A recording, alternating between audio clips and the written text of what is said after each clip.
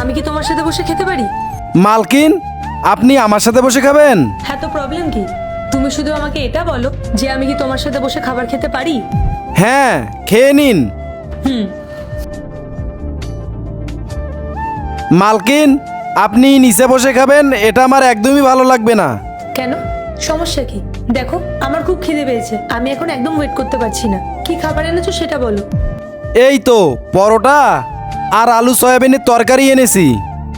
কিন্তু এখানে তো দুটো পরোটা আছে, আমি যদি খেয়ে নিই তাহলে তুমি কি খাবে? কোনো ব্যাপার না, আপনি নিশ্চিন্তে খান, আমি ঠিক ব্যবস্থা করে নেব।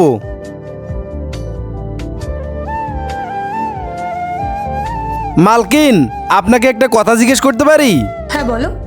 আমি ঝাড়ুদারের কাজ করি, এই বস্তির মধ্যে নোংরা জায়গায় থাকি, আমাকে দেখে সবাই ঘেন্না করে। আপনি যদি খাবারটা খান তাহলে লোকজন আপনাকে নিয়ে হাসাহাসি করবে। এত কিছু কি খেতে বসে ভাবা যায়?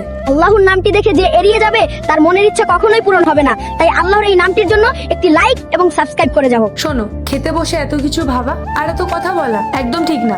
আচ্ছা, কে বানিয়েছে এই খাবারটা? আমার স্ত্রী বানিয়েছে। আচ্ছা, ওকে বলে দিও খাবারটা দারুণ হয়েছিল।